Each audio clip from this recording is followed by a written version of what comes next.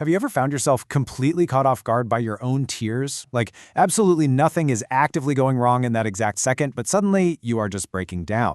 It's a deeply universal human experience, but man, it feels profoundly isolating and honestly just confusing when it happens to you.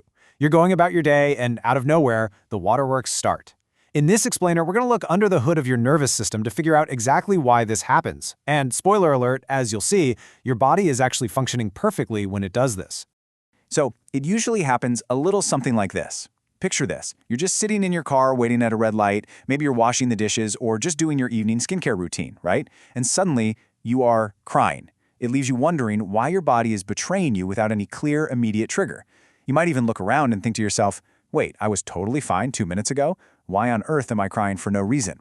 But as we're about to uncover, your nervous system never does anything for absolutely no reason. Well, notice what those specific environments have in common. Standing by the kitchen hob, sitting at the red light, applying face cream. These aren't high-stress, dangerous situations, are they? They are the quiet, ordinary gaps in your day.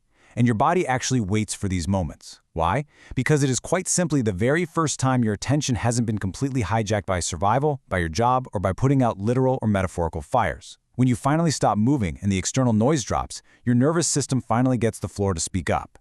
Which brings us to Section 1, the invisible weight of stress. To solve this mystery of why those tears spill over in the quietest moments, we really have to look at a biological concept called allostatic load. Think of your body as a super meticulous accountant. It acts like a biological ledger, keeping an open, running tab of every single stressor, every adrenaline spike, and every difficult emotion that you just haven't had the time or space to fully process yet. This allostatic load is the cumulative biological cost of all that chronic stress. It's the unprocessed moments that haven't fully cleared from your system. And here's the kicker. This unseen tab, it doesn't usually come from massive, catastrophic life events. It accumulates silently from the daily grind. We're talking about chronic low-level stress, a string of broken sleep, constantly bracing for threats, like that difficult email from your boss you're anticipating. And fundamentally, it's swallowing your emotional responses. All of this gets tallied up. It's not one bad day, it's the sheer volume of ordinary stressors piling up without any sort of release valve. Okay, let's look at part 2, the 30% sink rule. To understand why this load gets so impossibly heavy, we need to dive into some fascinating research by psychologist Edward Tronick. He spent years studying the biological bonds between people, and he found something that genuinely shocks most folks. Even in completely normal, healthy, securely attached relationships, we are only actually in sync about 30% of the time. The other 70%? That is entirely made up of mismatches and glitches. Misunderstandings, missed cues, tiny moments of disconnection. That 70% mismatch is literally the biological norm. It's not the exception. So, the real secret here isn't avoiding that mismatch. Safety in a relationship isn't found in a perfect, conflict-free bond where you're 100% in sync all the time. That just doesn't exist. Safety is entirely built on the reliable repair, the coming back together that tells your body, hey, the disconnect didn't break anything permanently. That I see you, let's fix this moment, that is the ultimate signal of safety to your nervous system. Now this leads us right into part 3, when rupture outpaces repair. What actually happens to your biology when you hit that 70% mismatch, but the necessary repair just never comes? When rupture consistently outpaces repair, your nervous system doesn't get to fully stand down. It stays slightly braced, waiting for a return to safety that simply isn't guaranteed. Without that reliable signal of repair, your system is forced into a defensive posture. Imagine keeping a muscle flexed all day long, day in and day out. That is exactly what your nervous system is doing, and this drastically, quietly, adds massive weight to your allostatic load. And we really have to recognize where these unrepaired ruptures are happening, because it is so much broader than you might initially think. This doesn't just happen with a romantic partner. Your body keeps score whenever safety is promised but not delivered. That could be in a demanding workplace where your boundaries are constantly ignored. It could be within long-term friendships that have just grown tense over time, or, and this is perhaps the most important one, in the relationship you have with yourself, when you abandon your own needs just to keep the peace. The cry you suppressed wasn't handled, it was filed. I mean, wow, think about that for a second.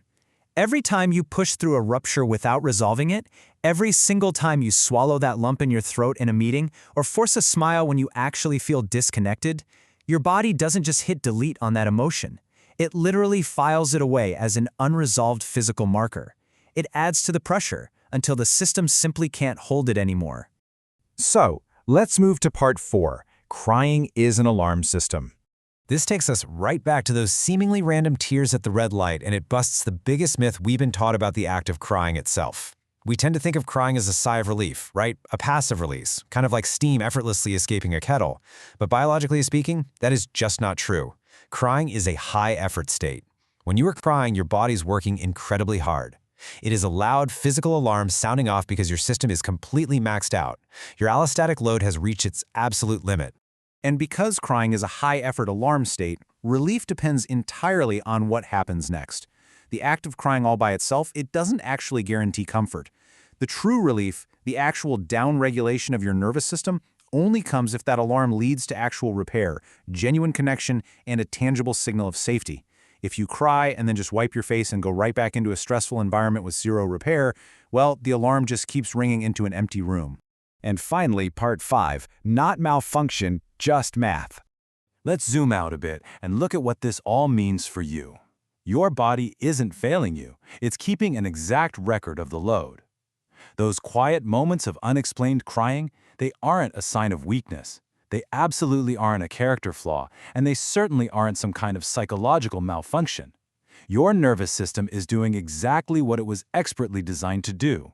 It's tallying up the unresolved stress, the unrepaired mismatches, and all those swallowed emotions.